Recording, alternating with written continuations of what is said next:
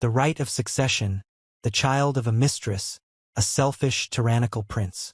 A blade is raised above the young man's face. He thinks he has enough reasons to become a target. The assassin in the black cloak asks Prince Rudolph why he doesn't resist, and Prince Rudolph wonders why. He announces that he knows his future. The boy, smiling, extends his hand forward, holding a book in his other hand. Pages fly out. A dark-haired girl with a languid gaze turns in his direction.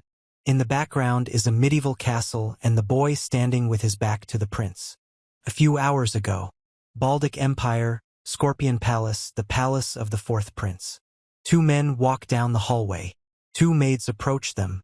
One of them reports that 7 days have passed since Prince Rudolph was poisoned and says things are not going well.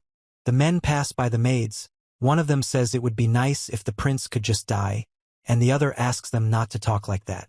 One maid hears everything, but remains silent. Another maid knocks on the door. Two maids enter the room and see a young man sitting on the bed. One of them exclaims that Prince Rudolph has woken up and slept for 7 days, then tells Maya to quickly call a doctor. Maya and the other maid rush to the bed. The maids begin to fuss. They shout that Prince Rudolph has woken up. A man enters the room. Rudolph sighs at the noise. He thinks that he won't die and they don't have to worry so much about him. Rudolph sits on the bed, the doctor kneeling and examining him. Servants have gathered a little further away. Rudolph glances at them. All the servants look at him suspiciously. The doctor asks the boy his name and age. He tells him his name is Rudolph Baldic and he is 14 years old. The man asks if he knows his past. He explains that he is the fourth prince of the Baldic Empire, and his father is the emperor. Prince Rudolph reveals that his mother was a whore who bore him only to become part of the imperial family, and that all his relatives despise him because he is the son of a mistress, and that they poisoned him. All the servants are uneasy, and one maid asks them to stop. The doctor reports that there don't seem to be any problems and tells him to rest. He heads for the exit. The man hopes the prince will recover quickly. The woman asks him to forgive them. The prince remains alone in the room. He sits on the bed, his hands folded in his lap, and looks at the floor. Rudolph remembers all the servants. He's almost certain he's being watched, and he thinks they'll probably tell their real boss about it. To his brothers and the queen. He thinks he's a nuisance to them. Two maids are walking down the hallway. One asks the other if she thinks the prince was a little strange. The girl says it's as if he was too calm, even though he almost died. The older woman replies that who knows what's going on in his mind. Rumor has it there are a lot of spies here. The woman reports that Prince Rudolph has no allies, that any moment could become the moment for an assassination attempt, and she is certain he is filled with anxiety and fear. As they continue down the corridor, the prince washes up in his room. Prince Rudolph says he won't die and knows he'll live for at least another 10 years. He looks at the reflection of his face in a bowl of water. He says he's finally traveled back in time 300 years and knows the story. He picks up the towel, and pieces of paper fly around him. Prince Rudolph remembers being on the brink of death from poison. He's poisoned, blood dripping from his mouth, a glass in his hand. The boy falls, the glass shattering nearby. His memories from a past life. The boy says that he grew up in a village in the countryside in the distant future of this era. After he died as an ordinary villager, his soul traveled back through time and space. He was reincarnated as Rudolph Baldic. He says he made a fuss when he didn't like something. For example, he'd yell in rage at the servants, saying he hated carrots and smashing a plate. He'd scream, curse, and order irrational things, like licking the floor. He comes to the conclusion that he was a hopeless, tyrannical prince. Prince Rudolph reveals that he was a terrible person before his memories returned and is disgusted by the stupidity he displayed in the past. He's wondering how to move on.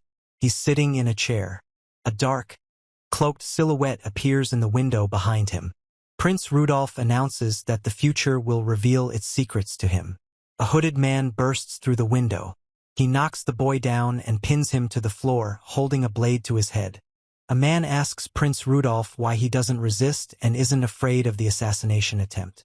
He replies that it doesn't matter and makes no difference. The man with the knife warns Prince Rudolph to get ready. An arrow flew into the assassin's shoulder. The archer sits near the door and orders them to step away from the prince. A soldier nearby draws his sword, and a servant peeks out from behind the door. The assassin looks at his hand and curses. He runs back out the window. The soldier says he's running away and orders them to run after him. The maid stops him, saying the prince's safety comes first. She asks Rudolph if he's okay. The prince orders them to clear up the broken glass and leave. He needs to think. Rudolph lies on a canopy bed with his hands behind his head. He thinks with relief that he is saved. Even though he knew he wouldn't die, he was still scared. This man really did try to kill him. He's terrified when he thinks about being stabbed. Prince Rudolph says the book feels real. Wilhelm, a military biography, was his favorite book in his previous life. It's an epic poem extolling Wilhelm's life. It was also historical, based on facts from true history, and it contained details of what happened 300 years ago. That is, in the current time frame. First, the assassination attempt, the broken window, then the poison. The prince says that even though he knew about the assassination attempt, he still doesn't want to relive it. Prince Rudolph says it was an assassination attempt. In other words, he knew they wouldn't kill him there. He would die. He reports that in about 10 years, he will be killed at age 25. According to his military biography, Rudolph's suspicions were strengthened by repeated assassination attempts. He will kill all his brothers. The cruel Emperor Rudolph left his name in history as a tyrant of unprecedented cruelty. Prince Rudolph reports that his personality has likely been shattered by fear and suspicion. If history plays out, he will kill all his brothers and become a tyrant. Rudolph sits on his bed. Unloved and unwanted, he will curse everything and die in agony. Prince Rudolph stands up and confidently pulls on his jacket. He says to hell with it all. He will survive, he will fight this fate, and he will outlive it. He knows what the future holds and must change history. He opens a chest of drawers and takes out a box from it, then opens the box and looks at the coin in his hand, saying that one day he will give it to this girl. Prince Rudolph says his first step to changing history is to figure out who his enemies are and eliminate them, as well as solve all the problems in this place. Forest, part of the castle. The woman asks about the statement. He explains to the maids that when he was ill, his work was delayed and eventually stopped, and he wants the accounting records of the Scorpio Palace. The maid is silent. She asks what happened and says he's never asked for the records so suddenly before. Prince Rudolph reports that he still regretted leaving all the work to Tappel. He will soon be 15 years old and needs to learn to carry out official duties. The maid says that they can leave everything to them, since he should be exhausted after the assassination attempt. Prince Rudolph assures that he is in perfect order and asks that this report be simply brought to him. The maid says that they are looking for the killer, putting the prestige of the imperial palace at stake, and says that they will definitely find her, calling for calm. Prince Rudolph assumes he was sent by one of his brothers and explains that they will find someone at random and frame them for the crime. He begins talking about the ledger. The maid rushed to embrace the prince. She says she is very sorry to hear this and is surprised that Rudolph has accepted that he and his brothers will have to kill each other. The woman asks Prince Rudolph to remember that she cared for him as his personal servant from birth and changed his diapers on behalf of his mother. She then swears by the brooch as his servant. Tappel says she will always be by Prince Rudolph's side and asks him to rely on her, no matter what danger he faces. Prince Rudolph remains silent. Rudolph guesses that Tappel has been quietly lining her pockets. According to the military biography, Mrs. Tappel was always on the side of the cruel Emperor Rudolph. A woman full of poison used the name of Prince Rudolph to commit all her extravagant acts, and women of this kind will commit atrocities even when peace reigns. Prince Rudolph tried to set a trap by asking her for a statement, and her bad behavior implies she is guilty. He thanks her. The prince asks Mrs. Tappel to leave for the sake of his peace of mind. Prince Rudolph thinks he won't let her keep quiet about something like this. He says he's glad they think that about him. He thinks he needs irrefutable proof. Rudolph asks her to teach him if she doesn't understand anything after looking at the list. He says that now that everything is decided, he will eat first. He asks for dinner and informs her that he will start working after that. The maid says she understands. Prince Rudolph thanks her for the food, then notices that the woman is probably trying to destroy evidence. Prince Rudolph asks what happened. The woman explains that the handle of the jug broke and she dropped it, perhaps because it was old. He says the furniture in his room is also very old and always causes discomfort. The girl laughs that everything is worn out. The girl begs for forgiveness and promises to clean everything up immediately, but the prince, surprised, asks her to stop. Prince Rudolph explains that he truly is causing them fear. The maid mentions the rag, and the prince asks her name. The maid introduces herself as Maya, and he replies that he understands. Prince Rudolph says he has something he'd like to ask for. Mrs. Tapple says His Highness always goes for a walk after eating and shouts to make sure the statement is accurate before he returns. Prince Rudolph shouts that they're late and asks how much longer he has to wait. Mrs. Tapple is surprised by His Highness. He says he's tired of waiting and asks what they were doing. She explains that she was checking the ledger, as what he sees shouldn't be flawed. Then, without further ado, he takes the ledger. Rudolph is reading a book. Prince Rudolph thinks they've done a good job of adjusting the ledger and have managed to balance the cash flow. He reports that he doesn't see anything unusual. The woman explains that she's been meticulous in keeping the ledger. Prince Rudolph notices another book and smiles. The servants are eavesdropping.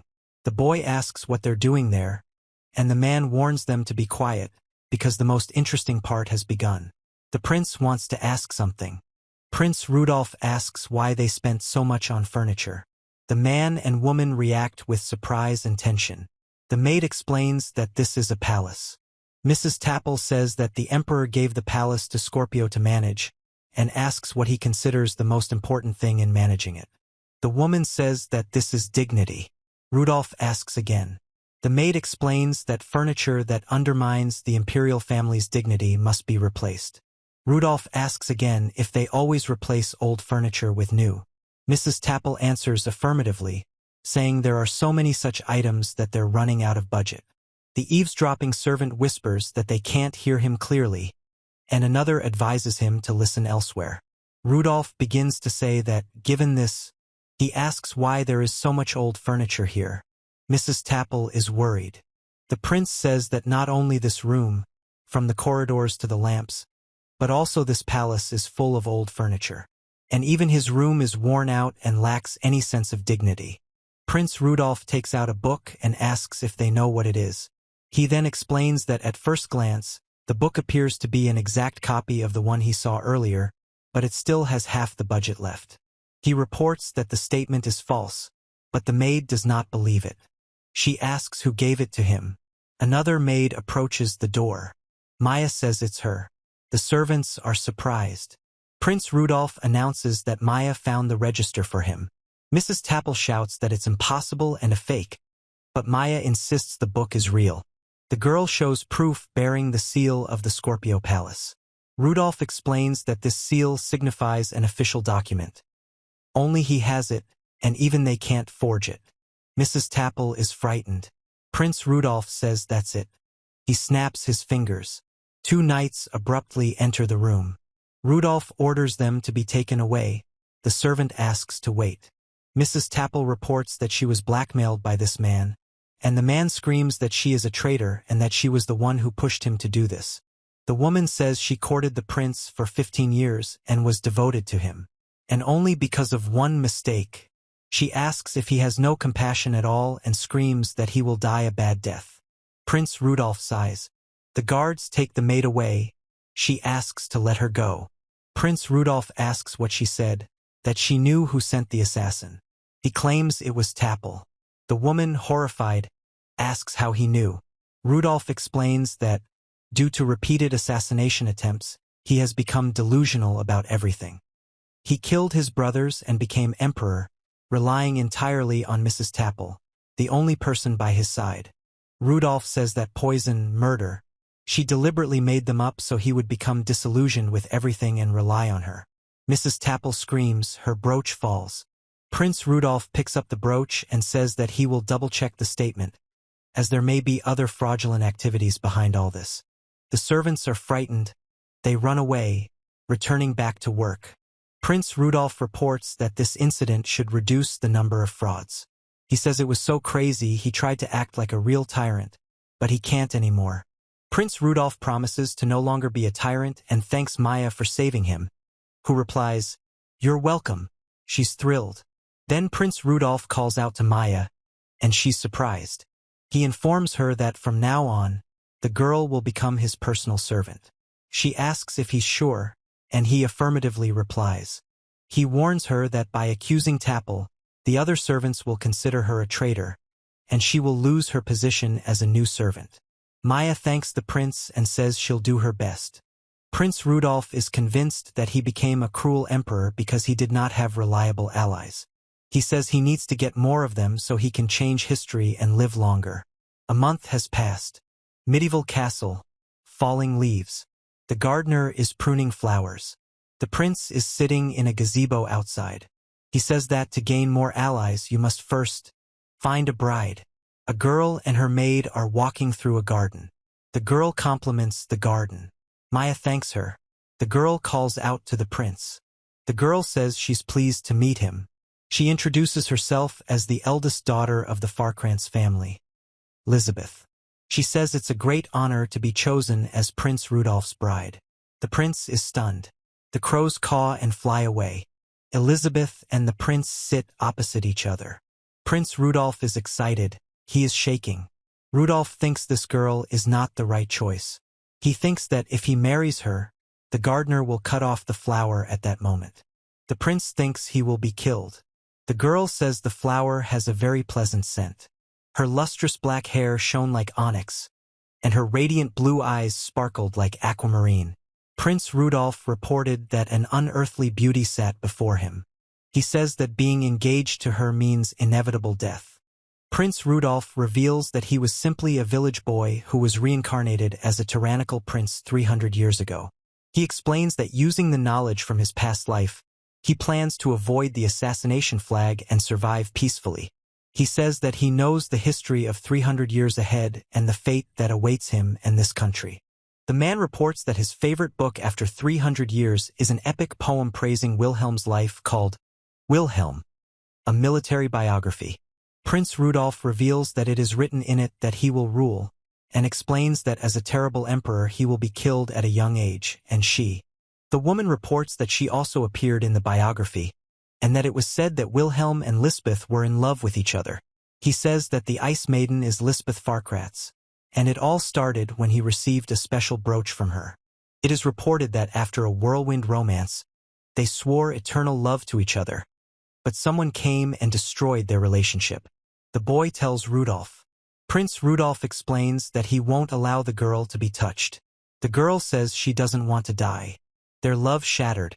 Overcome with grief and despair, Lisbeth closed her heart again, and in the end, the image contains no text or speech, just an abstract ink explosion.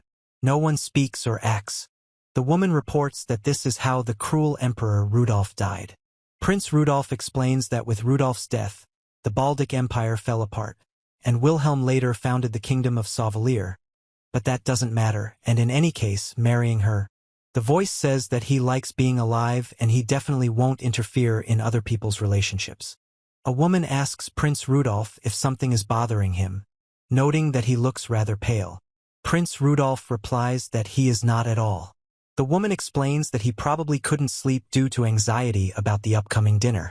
The girl says the tea will get cold. He explains that he understands his nervousness, but Prince Rudolph says he must strike up a conversation. He explains that he has asked his father to help him find a bride.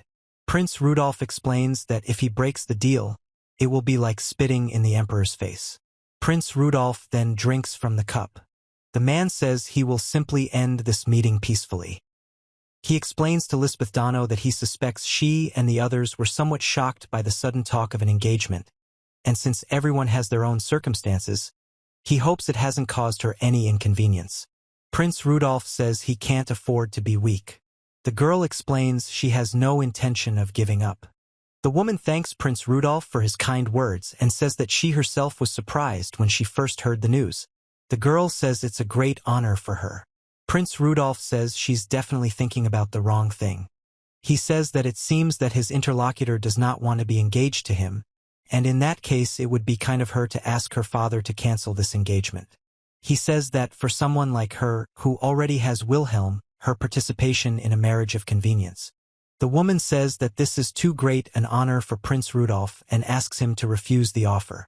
The girl says she can't afford to make a mistake because it could lead to death. Prince Rudolph says he can't afford to make a mistake either. The girl says that it's not like that at all, and he asks her not to pay attention. Prince Rudolph says this could have been the perfect opportunity, but he may have been a bit hasty. He says that, in that case, he should introduce himself first. The text below says that this is plan number 1. 1,000 lies.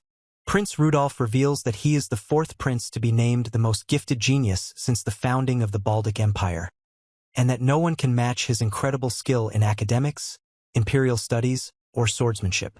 He also explains that he says that just one word like that makes you want to cry and that it's a blatant lie, and now no one will be surprised if his pretentiousness causes disappointment and she calls off the engagement. The girl reports that His Highness has dealt with the corruption that was rampant in the palace. The guy yells at Maya to play along and notices that she seems to understand what's going on. The dark-haired girl stands silently. The guy explains that, in fact, Prince Rudolph announces he has something to say and explains that the time has come to tell the truth. The inset text explains that this is plan number 2. Threats. He explains that he is 4th in line and still has a right to the throne, and therefore there are people trying to kill him. He explains that he was recently poisoned by a maid, after which he fell into a coma, and when he woke up, he was almost killed. Prince Rudolph says that if they marry him, they could get involved in something dangerous, and there needs to be a truly compelling reason for the engagement to be marked. The girl asks if this is a problem and explains that their Farkrantz family has long been considered the symbol of the Empire's army, and she personally practices possession. The woman says that being afraid only because of possible murders would be a disgrace to their family. The man remains silent. The woman says that she's no good either and needs an even more compelling reason to refuse. The man says, The girl asks not to share any stories from childhood. The guy says this. Prince Rudolph says he can't believe this happened. He says there wasn't a single event in his childhood that was worth noting, and wonders what she's thinking about. The man recalls a memory. The guy thanks the girl for saving him and says that he is giving this to her as his gratitude. The guy says that he still keeps the coin that he received back then, but he thinks that it is not necessary to tell the girl about it, since these memories are only his. The woman asks if the interlocutor is His Highness, and Prince Rudolph explains that these are stories from his childhood. The man listens silently. The woman says that many of these stories are notorious among the nobility and asks if he wants to force her to recite them to make fun of her. Prince Rudolph says that she will probably gossip about this with Wilhelm later, and the girl says that even if that is the case, she doesn't care. He says that he will play the interlocutor's game and asks to enjoy his story at all costs. Prince Rudolph says his life is a funny and miserable idiotic comedy. He reports that he is the son of one of the emperor's mistresses, an illegitimate child, and that he should have no right to the throne at all. Prince Rudolph reports that his mother desperately begged the emperor to make Rudolph the 4th prince and so on. The girl explains that this is probably concern for Prince Rudolph's future. He says that at some point he asked his mother why he was born and who his mother was. Prince Rudolph says, and the woman says she wants to become part of the imperial family. The girl remains silent. The woman says that she is simply insurance for her to continue her luxurious life in the imperial family, even after she has abandoned it, and that this is the only reason for her existence. A group of nobles and members of the royal family report that they are not thrilled when a new mistress suddenly appears and begins to act like the prince's mother, but they cannot publicly condemn the prince's mother. Prince Rudolph explains that therefore, he announces that the dolls have come to life. He then kicks one of the dolls and the dolls react to this. The crowd around Prince Rudolph laughs and whispers, ignoring him. Prince Rudolph reports that neither gossip nor violence destroyed him, but being ignored was the most painful thing.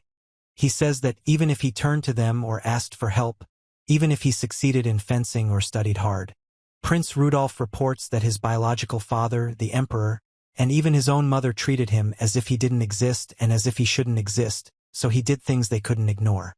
He reports breaking things on a whim, throwing tantrums, cursing people, and being cruel at the slightest provocation. He explains that for fun, he ordered his servants to do the impossible, then punished them for it and laughed at their suffering. Prince R. The man reports that he felt happy. Prince Rudolph reports that while he was like this, everyone paid attention to him. He asks what they think and says it's pretty funny. The girl on the right is listening. The man on the left is silent. The woman says she can't believe His Highness has been treated like this all this time and considers it too cruel. Prince Rudolph explains that he's trying to make her hate himself and shouldn't have been so frank, and also says he doesn't know what he's doing. He says that this is enough, and knowing this, she will see him as pathetic. Prince Rudolph reveals that Maya didn't know the whole story, as she had only recently become a servant. The woman tells of a man whom even his own servants despise. He says that the Ice Maiden would never agree to betroth herself to such a pathetic man. The girl cries. The girl announces that she can no longer hide her feelings and asks Prince Rudolph to accept her love. Prince Rudolph expresses surprise and bewilderment. He apologizes for the long story and says that he will let you use his handkerchief. Prince Rudolph takes a coin from his pocket, throws it, and it lands on the floor with a loud clang. Prince Rudolph says the sound of a coin falling. Then Prince Rudolph suddenly falls to his knees, and the woman looks at him in amazement. He places a gold coin on the floor. The girl says that this gold coin belongs to Prince Rudolph. Prince Rudolph says it's none of her business. The girl wipes her face. The woman says it's time to take stock. The man says oh. The girl says it's time to take her hand. Prince Rudolph tells her to shut up. A man and a woman walk down the hallway. He asks why the girl was crying just now and notices that she was laughing so hard that tears were welling up in her eyes. The girl thanks him very much for spending time today and asks that he send her a letter regarding the engagement with a reply as soon as he has time to think about it. The woman asks if it's a letter. Prince Rudolph says that, of course, he asks her to take her time and think it over carefully. He says it will be easier for her to refuse him personally and this will help avoid confrontation. The woman says that this is not necessary. The girl says that she agrees to marry him. Prince Rudolph says he can't believe this is happening and explains that it can't be true. The woman asks for understanding and support, despite her inexperience. He asks, surprised, why. The girl smiles. The girl reports that he did it, Your Highness. Prince Rudolph holds his face and sways. A woman tells another woman that at this rate she will definitely be killed, and he says he doesn't understand how it came to this. Maya says Lisbeth-sama has done a good job and asks him to continue watching him. Lisbeth-sama informs him that Maya's wish is law. 3 days have passed since Prince Rudolph became engaged to her, and he reveals that the Ice Maiden, Lisbeth, who killed him in the future. He says he won't let himself die at her hands. He tells her he doesn't know what she really thinks of him and that the best option is to keep his distance from her so she doesn't get angry. He explains that either she thinks so or he does. The girl says she can't believe this could have happened and bandages the guy's hand. The guy smiles. The woman says she's finished dressing the wounds and the soup contains medicinal herbs that will speed up recovery. The man asks her to open her mouth wide. The girl, astonished, asks why there's a woman in her room. Prince Rudolph says the future is reflected in his eyes. The guy says he doesn't have to feed him, and the man says he's sorry he bothered him. Prince Rudolph explains that he's a rather clumsy man and fell down the stairs, but that happens all the time. The girl informs him that he had a meeting with the emperor today and asks if he tripped on the palace stairs. Turning to Prince Rudolph. The girl says the wounds were caused by an attack and asks if information has been collected about it. The woman asks who attacked and why, and says they just went to see the emperor. The man asks why he was so badly injured, and asks if that's how they attacked him. The man remains silent. Prince Rudolph says the wounds are indeed not serious. Then the 3 men begin coughing. He pulls at the collar of his shirt and says what he's doing, and he screams in response. The man says the boy knows full well he walked right in front of Sir Robin, the third prince. Prince Rudolph accuses the man of defiling his eyes and demands he put the pig in his place. Prince Rudolph explains that he's been dealing with this since childhood. The man explains that accusing the royal family is usually punishable by death. The man says it's clear now that no one can save anyone in this palace. He explains that the palace of the Baltic Empire is divided into 3 parts, each inhabited by his brothers, and each part. Prince Rudolph spits in a man's face and says, "Ugh!" The man gets angry and clenches his teeth. Prince Rudolph smiles, wiping his mouth. A man screams for his face to be spared as another man hits him. He explains to the girl that that's not what happened, asks her not to worry, and says he doesn't want Lisbeth to know any more about it. The woman asks if this is true, then remains silent.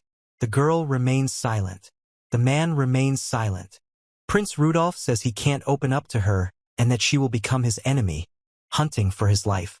The woman tells Lisbeth Sama that the prince is actually trying to convey something important to her.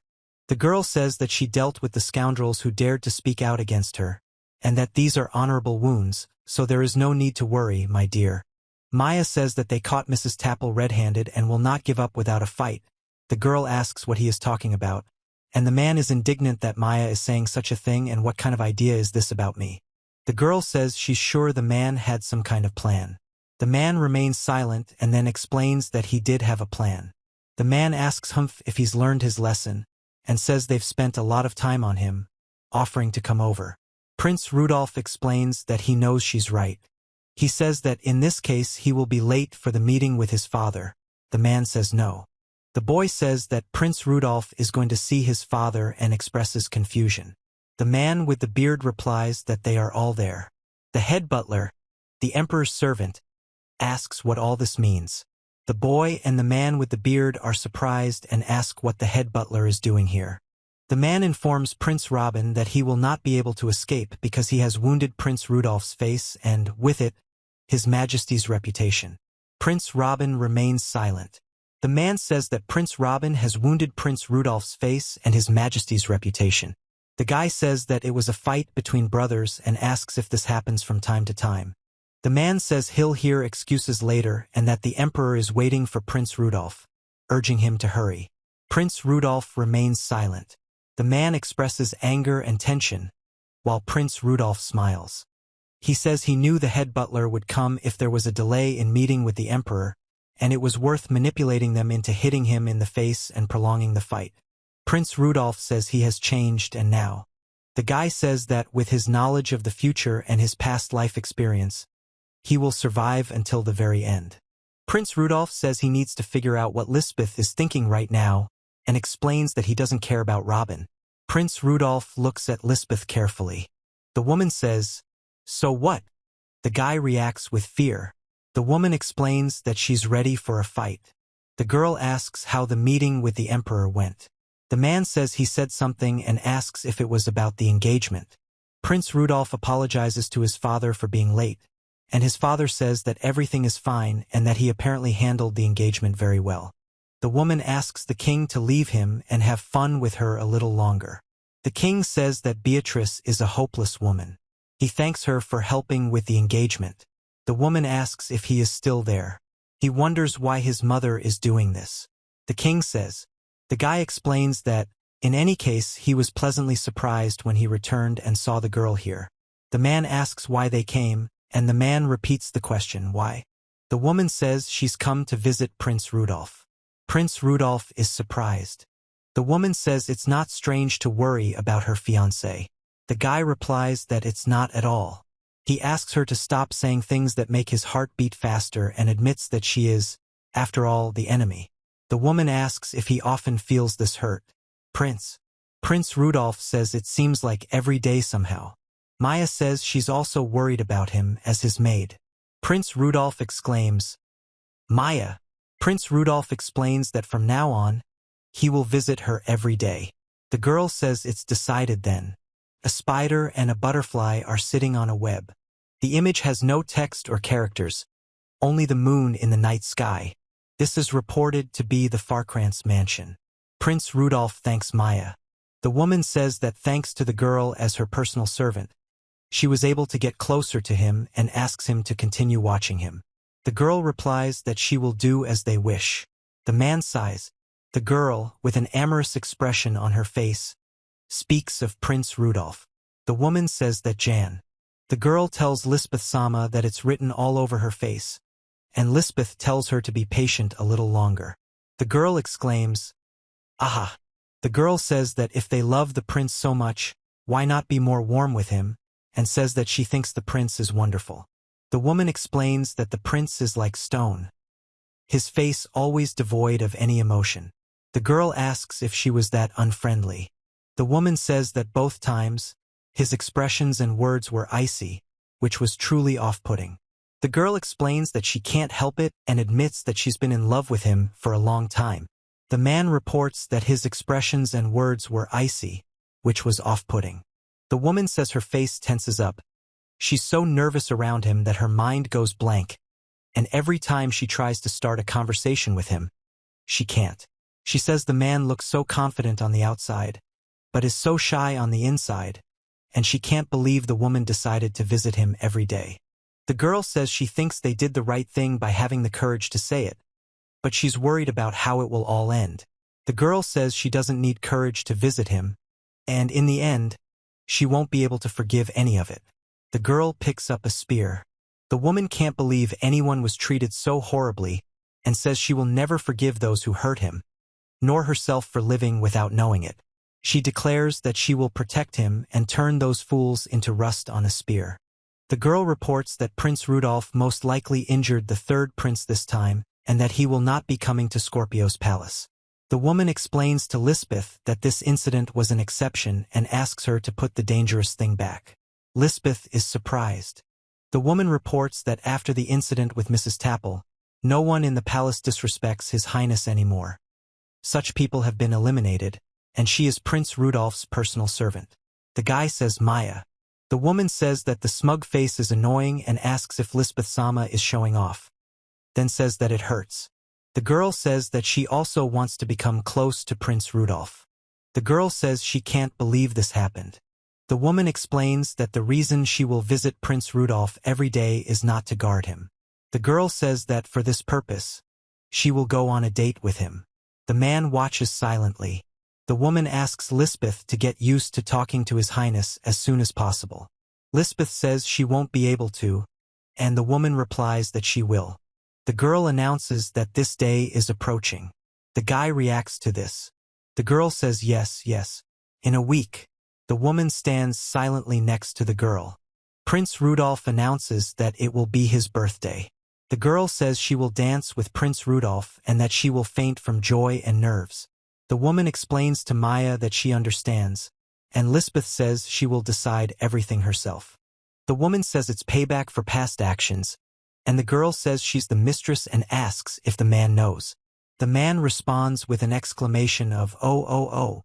Night, the castle is illuminated by the full moon.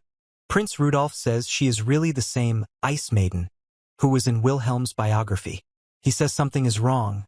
She is definitely cold, but it seems like she was dating him for more than just a sense of duty. Prince Rudolph lies on his bed. He says that Tapple's fall and the search for his bride certainly weren't in that future story, and wonders if the future is changing because of his actions, before revealing that he doesn't think so.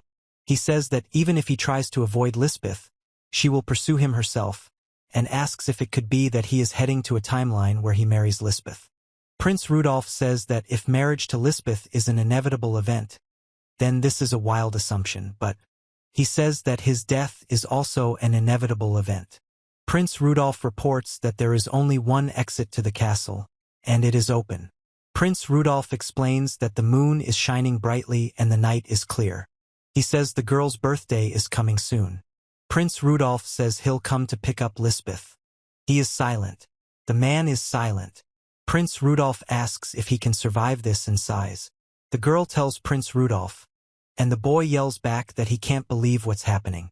The boy curses, asking if they were even listening, and the girl explains that Lisbeth Sama couldn't help but He announces the title of Chapter 4. The woman explains that it's considered impolite to bring a woman from outside her family, and this is a party being hosted by Prince Rudolph's fiancée. Prince Rudolph says he won't go, then admits it makes sense. He says he was hoping Maya would keep him company. But Prince Rudolph turns to Maya and says he wants her to prepare something for him in advance. Maya asks what exactly. The man whispers something in Maya's ear. He says to leave it to him, and Maya says that she will definitely bring what they want and is counting on him. Prince Rudolph says that on the day of the party he must charm Lisbeth with everything he has. Exactly 1 week has passed. Prince Rudolph announces that he will not be able to attend the celebration this year because he must travel. He explains that this is an important mission and asks for understanding. Mrs. Teresa Farkrantz greets Prince Rudolph. Marquis Douglas Farkrantz remains silent. He thanks him for the invitation and notices that the Marquis's face is terrifying. Prince Rudolph announces that he is here and calls for Lisbeth. Prince Rudolph says that he is completely ready. Prince Rudolph says that the moment he sees her, the girl says she can't dance, but she wants to learn. She explains that if he teaches her, she'll be very happy. Prince Rudolph says that. Prince Rudolph is silent. The woman thanks Prince Rudolph for coming today, and he replies that of course he has, and thanks her in return. The girl is silent. The man says he's fine. The woman informs them that there is still plenty of time before the party starts and asks them to make themselves at home. Prince Rudolph enters the room. The girl reports that there is no one in the room. He says that this is strange. Prince Rudolph says he doesn't know what to say to her at all and says he has prepared all the topics. He says, the girl explains first. He says, Lisbethano. He says, no, what are you? Then he exclaims, damn. Prince Rudolph tells Lisbethano that she looks very. The girl says that, the girl says that she is very glad to hear this. The girl says that Prince Rudolph is also very elegant, but she hides her face in her hands and remains silent. Prince Rudolph is surprised. The girl says she's definitely Lisbeth's ice maiden. And the other girl says she's so different from the Lisbeth in the biography. Then they show her steps. The guy tells her that she shouldn't be in love with Wilhelm and tells her that and how. Prince Rudolph announces that he actually brought something for the girl. The girl says yes. The man opens the door and says that it is the same. A man says hello to Lisbeth. He looks at the man. Lisbeth looks at the man. Prince Rudolph says the girl is even more beautiful today than usual. The man says he's been worried since he stopped hearing about the girl recently, and he's glad she's doing well. After all, they were destined to be together. The man explains that Wilhelm is the main character in. The man announces that Prince Rudolph appears to have guests and asks for forgiveness. He remains silent. The man abruptly places his hand on the wall next to Prince Rudolph. The guy says he doesn't understand what's going on, and Prince Rudolph says he doesn't know who he is, but asks him to get out of the way. The guy says that, as he thought, he and Lisbeth are in love with each other. He explains that, the boy says that in the end he simply succumbed to her influence. Prince Rudolph warns him not to dare touch him. Prince Rudolph explains what a clown he is. The boy asks Lisbeth. The guy expresses surprise and tries to stop the woman, but he is also surprised. The girl says she can't continue. The girl explains that she's tired and can't cope with the situation anymore. Prince Rudolph asks if they are destined to be together, and the man replies that he shouldn't be made fun of. A woman says a man has desecrated her precious memories, and the man says she is simply a liar. A young man asks a young woman to leave his fiancé, to which the woman explains that she is engaged to Prince Rudolph. Prince Rudolph informs him that the young man seems unaware. The guy says something strange is happening. He is silent and looks tense. Prince Rudolph says she's not in love with Wilhelm, and rather hates him, and that this doesn't sound like a lover's quarrel. He asks what happened between them. The man explains that his precious memories have been desecrated. The precious memories she mentioned are also from the biography. Memories from when she was still a child. He says he's a prince and demands to be listened to, while the other two ask her to stop and scream for help. The guy says he has to go and says everything is fine now. The girl thanks him. The man asks her to wait and offers to pick something up. Prince Rudolph reports that she gave him a brooch and promised to meet again, and as a result, they were reunited after almost 10 years, and this arc was one of the most beloved in the biography among women. Prince Rudolph says that when he thinks about it now, he remembers. The woman says it wasn't a brooch and throws the object toward the man. The man stands in the room watching. The guy says he'll definitely give him a dressing down and doesn't want to hear any excuses. The man says he lied to him. The guy says that's impossible. The guy says he'll never show up in front of the girl again. The girl explains she'll be leaving today, but the guy denies it. The girl says she can't stay here any longer, and the man says he doesn't want her to leave. Prince Rudolph says he doesn't understand, and the woman says it's too different from the story she knows. He says that his actions rewrote it, but then he says that his actions should not affect the past. He explains what this means.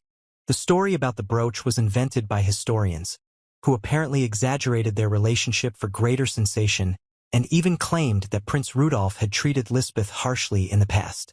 He says, "Wait a minute. Wilhelm says he's pursuing Lisbeth, but she introduced him as her fiancé. Lisbeth says she loves Wilhelm, and he replies, 'No, thank you.' Prince Rudolph says that for Wilhelm he is the guy who stole Lisbeth from him, just like in the story he knows. He explains that even if he hadn't become emperor, the man might have killed him because he hates him and that it's too dangerous to leave him alone. He turns to a girl named Lisbeth Dano and apologizes for the question, asking what her relationship is with. The girl says she wants to end the engagement. Prince Rudolph apologizes for the inconvenience caused earlier. He says it's okay. The woman apologizes and explains that it's natural for him to be worried. Then the woman says that the man. Prince Rudolph tells Lisbeth Dano that they've come a long way together and asks her to say he's breaking off their engagement. Lisbeth Dano remains silent. Prince Rudolph asks her to say it. He asks her to tell him everything, and the girl says that judging by her behavior, her ex-lover is chasing her, and he wants her to tell him more. The girl asks what happened between them and that man. Prince Rudolph says no and wonders why he's saying that. The girl says she already knows the answer because the facial expression reminds her of her own as a child. She wants to share her story but is afraid that he will be disappointed in her. He talks about anxiety, worry, and fear. The man screams at Prince Rudolph. The girl explains that it's an expression of despair, and she realized it wouldn't go to waste. Prince Rudolph says he doesn't want Lisbeth to have that face, and he's just had an idea, noting that Prince Rudolph hasn't changed at all. Lisbeth asks to hear her story about the precious memories that were desecrated by this man. The woman says it happened 9 years ago when she was 5.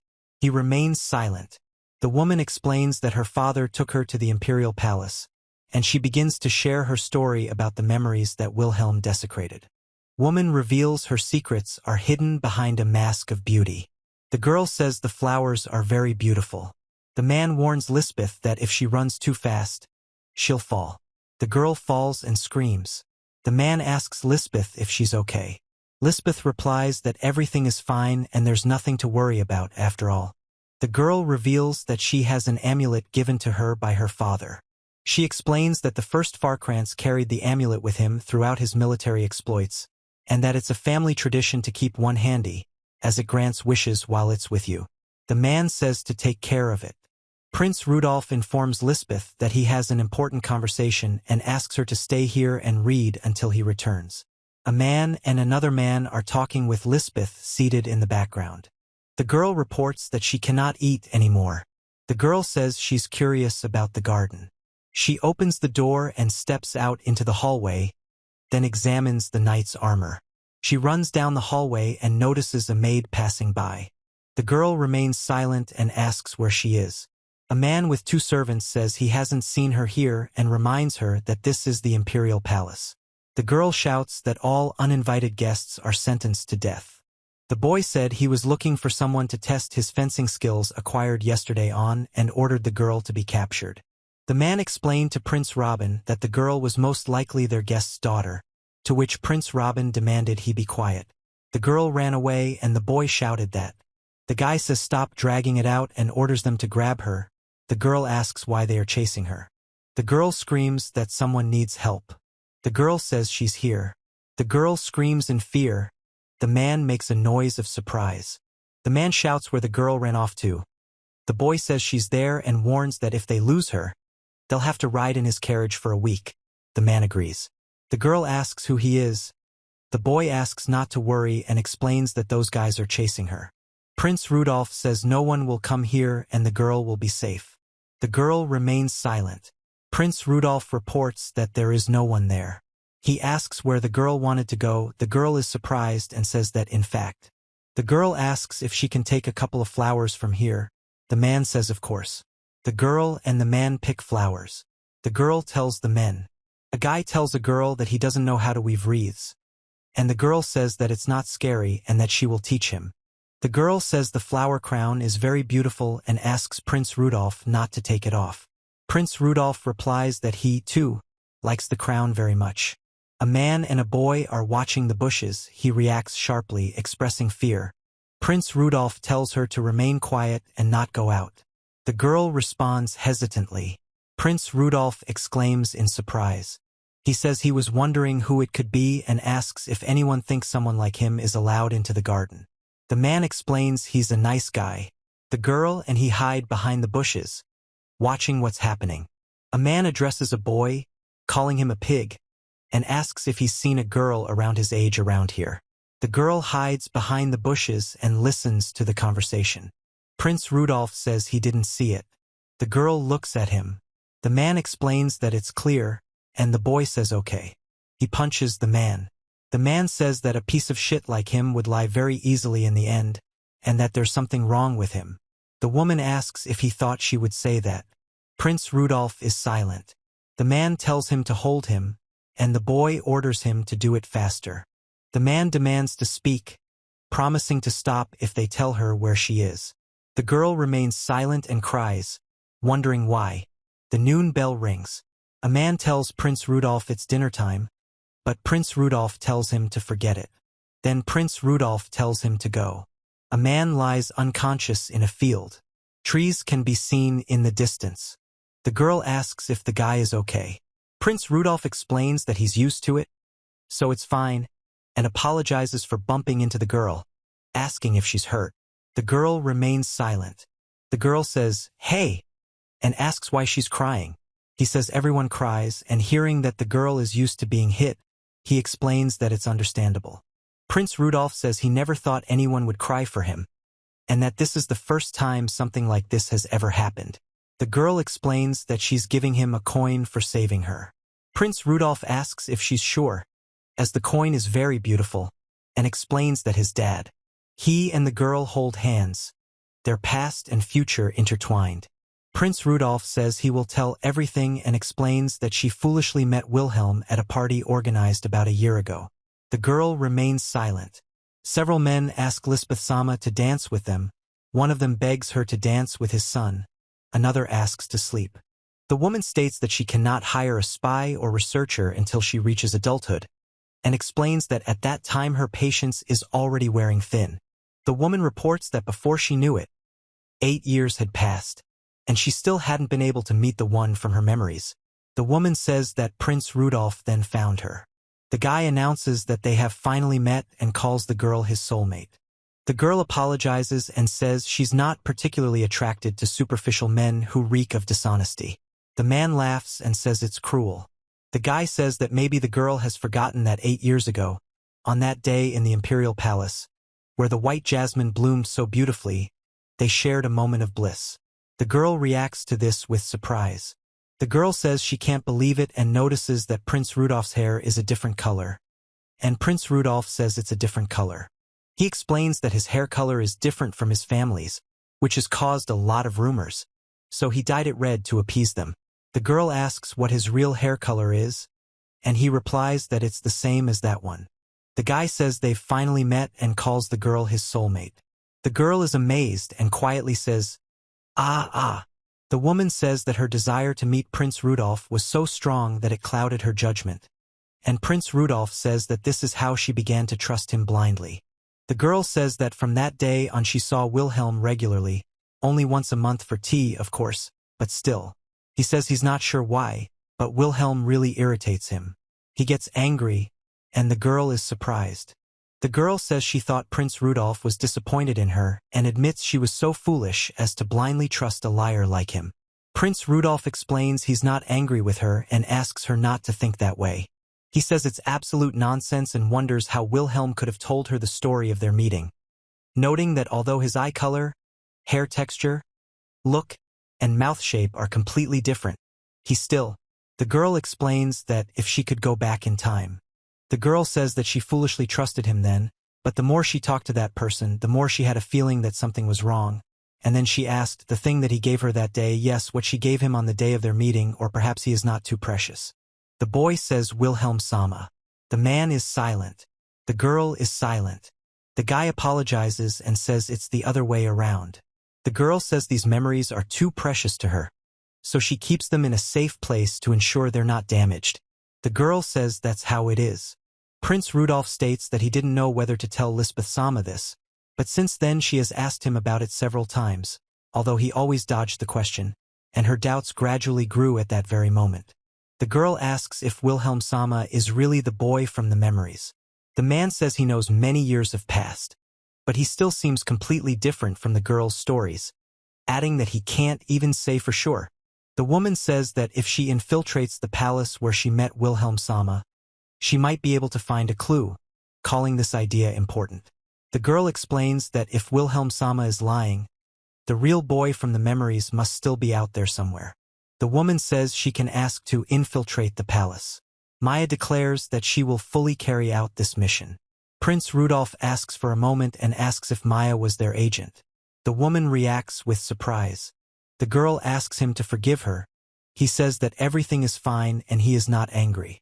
He asks if Maya was the only one the girl told about their meeting. The girl replies that she was.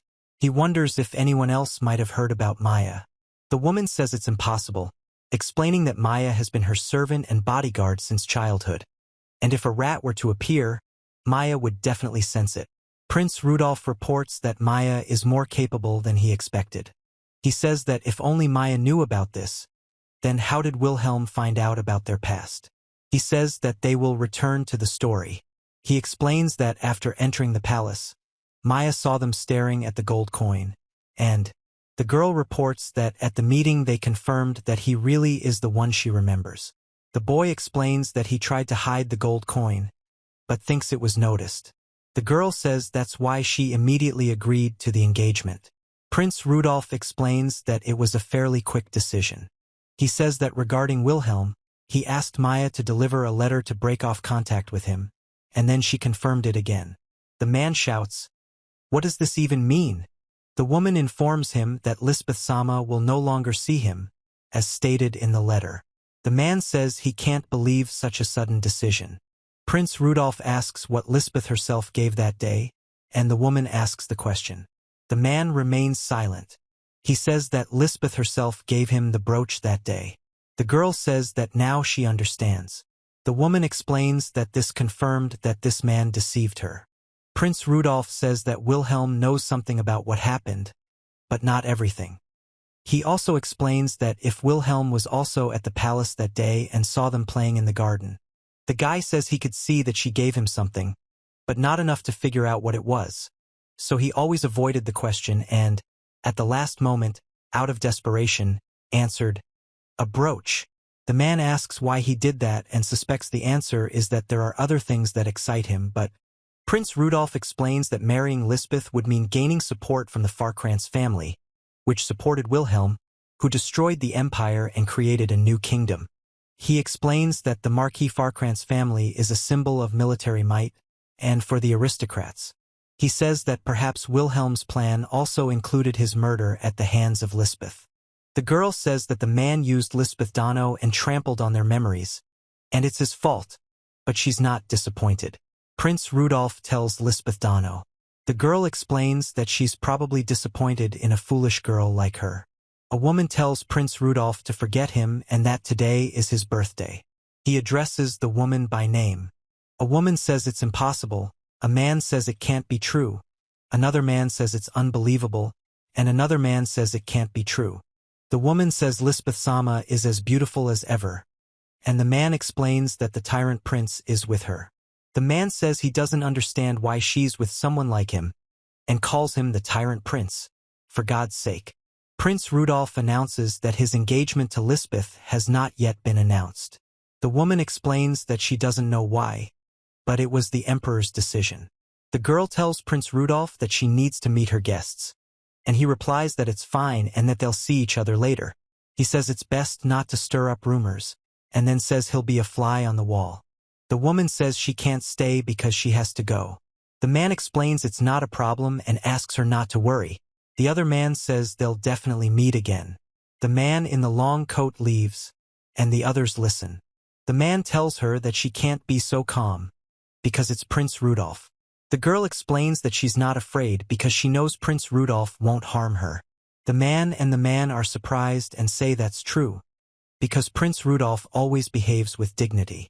A musician plays the cello, a man plays the violin. The man says the music sounds wonderful, and the woman says it really does. The man says he's enjoying the evening and the delicious food. A guy and a girl are dancing. The guy says it's his favorite dance, and the girl says she loves it too. The guy explains he wants to dance with her all night.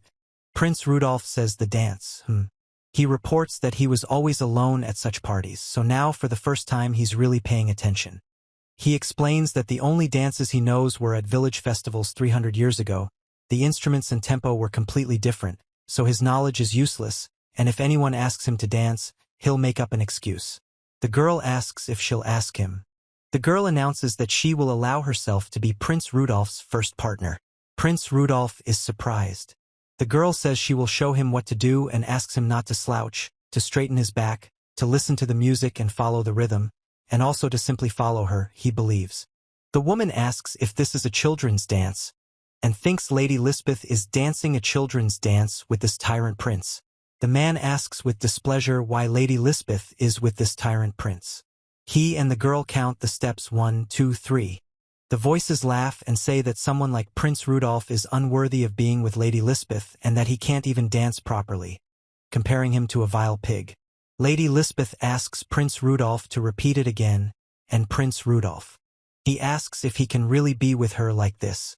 He and the girl smile. The girl says she can. The man says Prince Rudolph is completely out of it, and the girl asks him to just look at it. The other man asks if he's even serious. Prince Rudolph explains that she's a first-class flower, and he's an outcast in the palace, and that no matter how far he goes, he says that he cannot afford to be weak because it will mean death for everyone. The girl says that His Highness. Prince Rudolph announces that he is destined to become emperor and asks how Victoria is. The woman says that when dancing you have to look at your partner's face. He addresses the woman, calling her Your Highness. Prince Rudolph expresses surprise. The man apologizes and suggests trying again. The man confirms this with a firm, precise expression, squeezing the girl's hand. He says that the girl is always looking at him and that he shouldn't turn away from him. The girl responds with a question. He and the girl start dancing. The girl is surprised that they get into rhythm and asks if he really dances well, and he says that it must be. The girl and Prince Rudolph dance together, smiling and enjoying the moment. He says it was fun and says he's glad the girl enjoyed it too. The girl says she had fun too. The guy thanks everyone for the applause and says it was fun. The girl says she wants to dance with him now. The man says it was a wonderful evening and he's glad everyone could come. The woman explains that moments like these make life special. Prince Rudolph says he managed to finish the dance without stepping on Lisbeth's foot, and that he didn't embarrass her at all. At least it seemed that way. He breathes heavily. Prince Rudolph laughs. The girl says Prince Rudolph was magnificent and he says that the memory of a village festive dance proved useful, although he thought it would be useless, and after calming down and reflecting, he realized that despite the differences in instruments and tempo, the melody, rhythm and steps are somewhat similar. The man reports that the dance of the nobles of that era may have changed over 300 years and was transformed into the dance of commoners at village festivals, thanks to which he was able to dance with dignity. Prince Rudolph says he is tired. He says he can rewrite history, even if it tells of his death as a terrible emperor. He says he will rewrite it. Prince Rudolph announces that he will remain with Lisbeth forever in a small, happy story. The man asks Prince Rudolph if he can talk to him for a moment, to which Prince Rudolph reacts with surprise. Marquis Douglas Farkrantz reports that he was unable to greet Prince Rudolph properly and apologizes. He is astonished and calls him Lisbeth's father. Marquis Douglas Farkrantz asks if something is wrong, and the woman says she was shocked to see Prince Rudolph's serious expression in the middle, and felt as if she could get lost in his amber eyes. The girl takes a glass.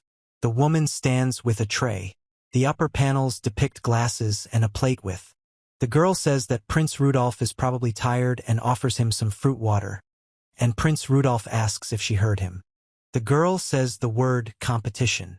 The man explains that he said he wanted to have a competition. The girl asks what he means by competition, and the boy asks the man, "Father, what are you doing?" The man explains that this is a fight, but it's still just practice. The man explains to Prince Rudolph how to use a wooden sword. Prince Rudolph holds a sword for the first time and says it's heavier than he thought. The man asks if something's wrong, to which Prince Rudolph replies. The man says yes and explains that he has been training since childhood, doing 1,000 swings a day as a norm for himself. Prince Rudolph says he can't believe it. He says that this terrifying aura definitely doesn't approve of their engagement. The man says that Rudolph needs a wife and offers to give up his daughter, who is the same age as his son, to become his wife. The other man is indignant and says that he will never leave things like that.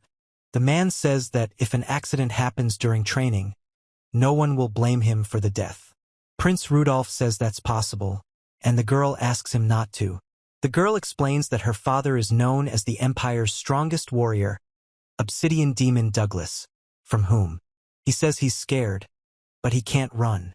The man tells Lisbeth to move away. Lisbeth refuses and says no. The woman calls Lisbeth by name. Lisbeth calls the woman Mama. Prince Rudolph, the woman, and Lisbeth stand together. He says one blow. He explains that if they hit him with their sword at least once, then victory will be theirs, and asks if Your Majesty agrees with this. The man asks if Your Majesty agrees with this. Prince Rudolph says he hopes for understanding and hints that it will be difficult for someone like him to hit him. The girl says they started, but still. The man says he can't escape. A man stands with a sword in his hands. He rushes at him with the weapon. He reports that no one ever taught him how to use a sword, but Prince Rudolph says it's just imitation, but he spied on the knights training and imitated them. The man screams. He rushes towards the fallen sword, and the man strikes with a large sword. A guy coughs on his knees and asks what happened, then says he didn't see anything. Another guy peeks around the corner. The man continues speaking. Prince Rudolph remains silent. He screams, the man repels the attack. Then the man tells him to continue, and he makes a sound of pain. The boy continues to shout, and Prince Rudolph continues to speak, striking. The girl says that's enough and that's enough. The man delivers a powerful blow. Prince Rudolph flies back, letting go of the sword. The man explains that this is the difference between him, a prince from the palace, and the obsidian demon who spent half his life on the battlefield. Knowing 300 years into the future doesn't help during a battle. It's impossible for Prince Rudolph to even hit it. The man says that's all, and Prince Rudolph says his name with a question. He says that this way you will never protect what is valuable to you. He says this while looking at the man lying on the ground. Prince Rudolph grips the hilt of his sword with great effort. The woman asks Prince Rudolph to stop, and the man orders him to retreat. He falls to his knees. A man tells her he can't afford to lose his girlfriend. She reacts with surprise and tension. Prince Rudolph squeezes another man's hand. He says he's already decided to resist fate. He explains that until now he only knew he wouldn't die until he was 25. But now Lisbeth is with me and the course of history has changed. Prince Rudolph says that he is only the fourth prince and his life could be in danger at any moment, and also says that Lisbeth, who is next to him, is in the same danger as he is. The man says that's why the Marquis and starts to pronounce a word that ends in ho. The man explains the reason why the Marquis. The guy says that he is testing him and wants to know if he has enough strength and determination to protect Lisbeth. Prince Rudolph says he hasn't given up yet. A young man screams while lunging forward with a sword.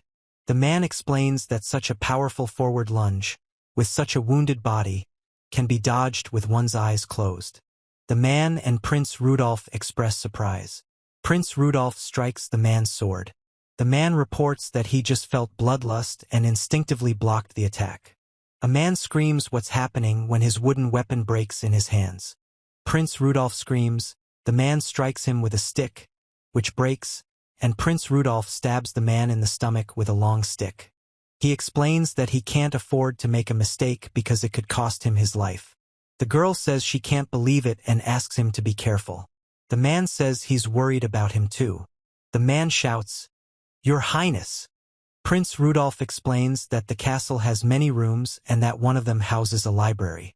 Prince Rudolph explains that the library is open to all castle residents and that books on various topics can be found there. The room contains a 4-poster bed, a sofa and an armchair with clothes hanging on it. Prince Rudolph reveals that he cannot die because his body belongs to the king, and explains that if he dies, the king will lose power. The man says MHM and admits he went overboard. The man explains that given his highness's position, he had to check whether he could trust him with his daughter, and that he needed to make sure for himself. The woman reports that Prince Rudolph's swordsmanship is at an amateur level and suggests he has never been taught fencing before. The woman says it's not his highness's fault. He's being watched all the time. The man explains he knows this and asks to take a look. The man explains that his wooden sword didn't break by accident. The prince broke it on purpose, noticing how worn it was and deciding to break it completely. The man expresses surprise. Prince Rudolph reports that it may have looked like he was hitting randomly, but he was always aiming at the same spot. The man says it was risky because the sword might not have broken, but that's not the point. The girl listens. The man reports that the prince immediately noticed the wear on the sword. The girl explains that he didn't lose his nerve even in the face of a superior opponent. He has intelligence and the determination not to lose. That's his essence. The girl then speaks. The man remains silent. The man says that his highness is a diamond in its original, uncut form, and that his warrior blood has not boiled like this for a long time. The girl says that she is in pain and says that she can't take it anymore. Prince Rudolph says Prince Rudolph, and the girl says Prince. The woman says it's too early to move, and he says, "Ouch, oh." The man reacts sharply to this. Prince Rudolph is surprised to see him lying on the girl's lap.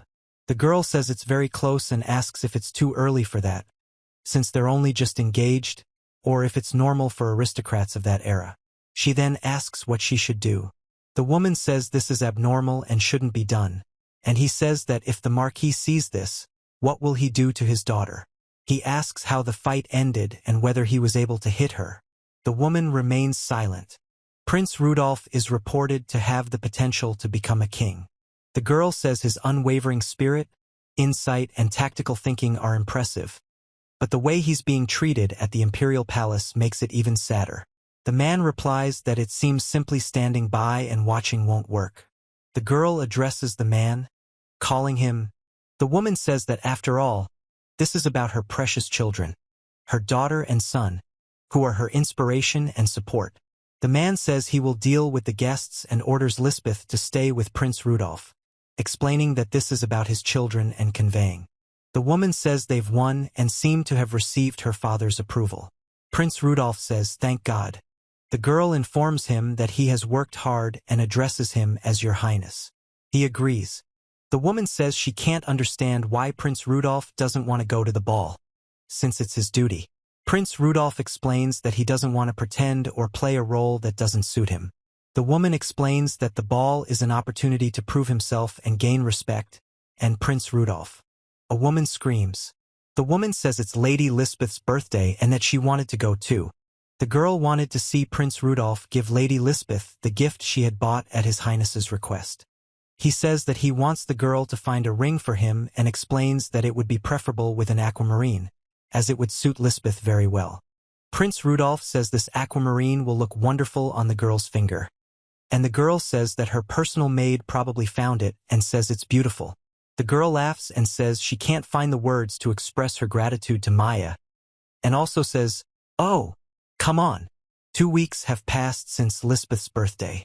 Lisbeth thanks Prince Rudolph very much and says she will treasure this ring. He says the ring is beautiful. The girl in the maid's costume explains that the ring is truly beautiful and must have been chosen wisely. The guy says he wanted to give her a birthday present and apologizes for not getting it done in time. The girl says so much happened that day. The woman says she was surprised when the guy returned with a swollen face. The woman says she has been busy since that day. Prince Rudolph says he is glad they were finally able to see each other. The woman explains that she has been feeling heavy at heart without seeing him. The boy says to Lisbeth and the girl says to Rudolph. The boy and girl exchange these words. The girl says, and the man says that he is also the same, actually. A girl talks about a supermaid who supports her mistress. The girl says, ahem, and Prince Rudolph reacts sharply. The girl turns to Prince Rudolph and asks what his plans are. The man asks what their plans are. He says they need to talk about it, and the girl says he would like to enlist her help. The girl reports that this is why. The boy expresses bewilderment. The woman tells Prince Rudolph not to worry, as there is no one here to eavesdrop. Prince Rudolph says he's actually thinking of teaming up with someone, but it can't be helped. He explains that since Maya said so, there's no one, and says that, on the contrary, he'd rather have the enemy eavesdrop on them. The girl asks with whom exactly. He answers yes. The boy communicates with one of his older brothers. The girl reacts with surprise. Prince Frederick reports that he is supported by the central aristocracy, skilled in managing foreign and domestic policy, firm and reliable, possessing financial potential and natural charisma. Prince Oscar explains that, despite being the Queen's second son, he has secured the support of. Prince Rudolph explains that each of them aspires to take the imperial throne, and the girl explains that they crave the power of the Farkernitz family, which is the most powerful military force in the empire. He reports that he had no power until now, but after negotiations with Lisbeth he became a key player in the struggle for the throne, and because of him the balance of power could tip strongly in one direction or another. The girl informs that for the three princes, an alliance with Rudolph is the shortest path to the imperial throne, and the maid asks if this means that through the alliance they want to increase their position in the imperial palace. The boy explains that he's not interested in the throne or a position in the palace. He wants to form an alliance with someone who can ensure his safety. The girl explains that, more precisely, she wants others to think so. The girl says she's recently been worried about spies. Prince Rudolph explains that if the brothers' spies had overheard the conversation, they would have realized he had no malicious intent, adding that in that case, he would have made contact himself. He says that's what he thought, but now there's no one to convey it through, and explains that it's like this. The girl says that means it's her turn. Maya says rumors are her thing and confirms she's reliable. The guy asks her to leave it to him, and the girl watches silently, thoughtfully, and utters the sound ah. The boy apologizes for trying to exploit Lisbeth's family, and the girl says she doesn't mind. It's just that. The woman says that from the boy's story, it's clear he has no interest in the imperial throne. The woman asks Prince Rudolph how he envisions his future. Prince Rudolph says he doesn't need the throne or the royal title. He'd prefer a quiet life somewhere in the countryside, and he started thinking this way after he was poisoned. The girl asks if things are different now, to which Prince Rudolph replies that yes, they are.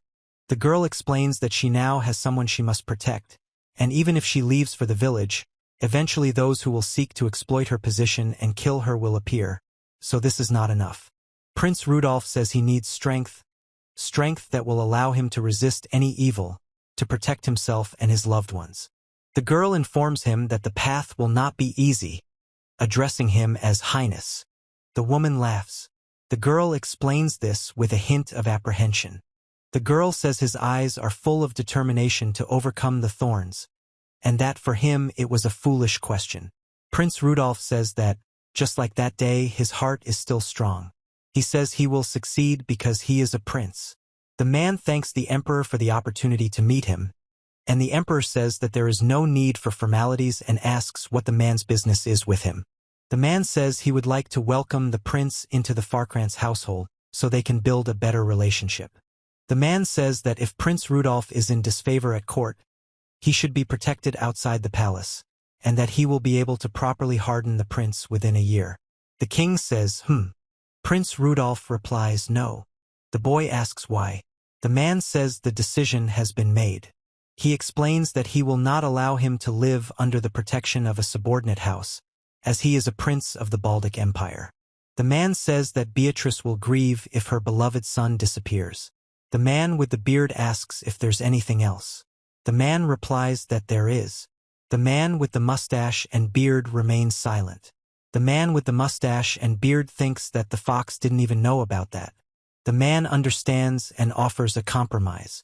Prince Rudolph reports that Lisette is with His Highness and requests entry into the palace for his daughter's companions.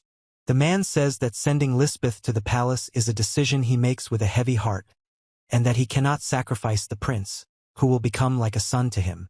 The man says, The man explains that Lisbeth is strong and won't feel constrained even here. He could come to the palace every day to train the prince. The man asks if they'll allow him to do so. Prince Rudolph says there's no choice, and after the man explains everything, he agrees. The man asks if there was something about Rudolph that made him say that, and he says yes. The man says he recently had the opportunity to compete with the prince and says, Ho-oh. He then explains that fighting the obsidian demon was reckless on Rudolph's part. The man says that if the prince has the right mentor, he could eventually surpass even him. He explains that although the prince likely has personal difficulties, he still loves the prince like a son and is interested in his majesty. The man denies his doubts, saying that this is not true. The man says that, as expected, he knew from the start that Rudolph had talent. The man expresses surprise.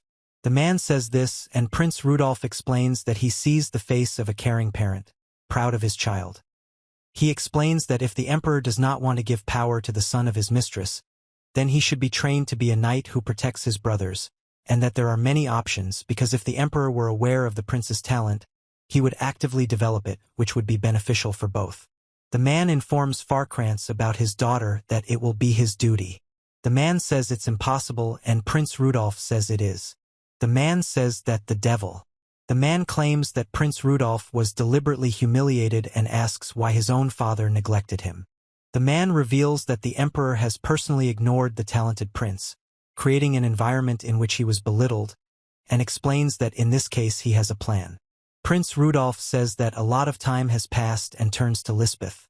He says that the girl's father might be worried. The girl says The girl says that everything is fine, prince, and from this day on she will be living in the Scorpion Palace. The boy asks Maya if she knew about this. Maya explains that she has already prepared a room for Lady Lisbeth and asks not to worry, Your Highness. The prince exclaimed in amazement. Prince Rudolph says that's not the case and that he should have warned her. Maya says it's a surprise. The girl shouts that Maya shouldn't lie to the prince. Maya apologizes and explains that she's been causing nothing but trouble. Prince Rudolph says no way. The servant informs him that Prince Rudolph has a meeting with Lady Shira tomorrow afternoon regarding clothes and a gift. He explains that the servant is responsible for this and warns him not to ask stupid questions, or he will kill him. The servant apologizes. Prince Rudolph. The boy asks Mr. Robin for permission, and he explains that he's feeling kind today. The man suggests finding a reason to tease Rudolph the pig, and the boy says he heard he's looking for a bride. The man says there's no one who'll stand up for this pig. The guy says His Highness Rudolph is said to have betrothed him to the daughter of the Farkrantz family. He calls her Farkrantz. The man reveals the name of His Highness Rudolph. Prince Rudolph asks who it is. The man explains that it is the famous family of Mr. Douglas. Prince Rudolph is surprised and says something. The guy says that a bride from such a good family can't be so impudent and calls her a dirty pig. The man fights back. The guy says that with such influence he will become much stronger, and says that he will not allow this dirt to get above him. Prince Rudolph says he will break off the engagement at any cost. The woman says she will break off Rudolph's engagement.